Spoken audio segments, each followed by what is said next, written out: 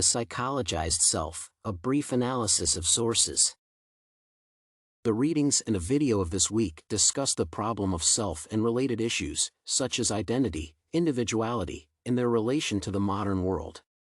Baumeister offers a historical perspective on examining the evolution of the concept of self. The author states that in the late medieval period, the unit of a human life was recognized, while between 1500 and 1800, philosophers came to consider the distinction between the outer and inner selves.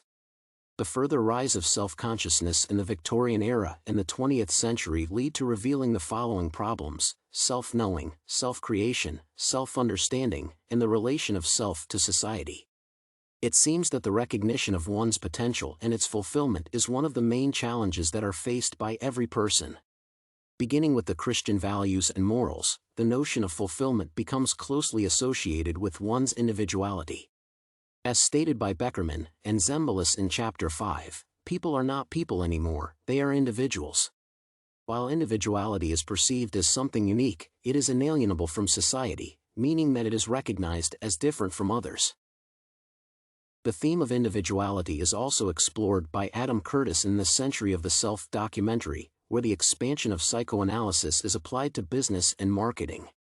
Based on the theory by Freud, Bernays promoted the creation of the so-called Me generation that focused on self-help movements in the U.S.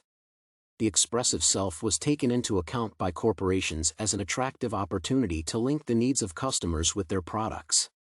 Most importantly, corporations greatly encouraged the desire of individuals to express their uniqueness, which resulted in consumerism and overproduction. In other words, the ideas of Freud were reconsidered and adjusted to understand the inner self of customers and stimulate their desires and expectations. In Chapter 6, Bekerman and Zembylas study the self from the point of descriptive adjectives, such as hidden, authentic, and material. For example, while speaking of a child, people often say that she or he has a hidden potential, and they use the why question to uncover it. However, little attention is paid to the how question that refers to the way of thinking and acting, failing to develop the authentic self and working with what is available. It is also exciting to note that Bekerman and Zembylas provide real-life examples to illustrate their ideas. When one kid hits the other one and says, "I am sorry, I didn't do it on purpose," does it mean that the first kid's inner and outer selves were expressed?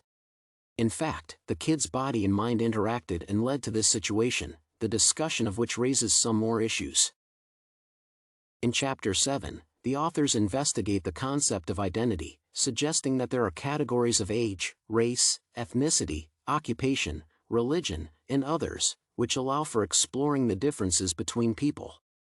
Regarding education, many teachers tend to use these social identity categories to mark that the members of one group have similar characteristics, such as all Muslims or all whites. Such an approach limits the borders of groups, which refers to power relationships. The government can use it, for example, to consolidate the people and strengthen their sense of belongingness to the nation.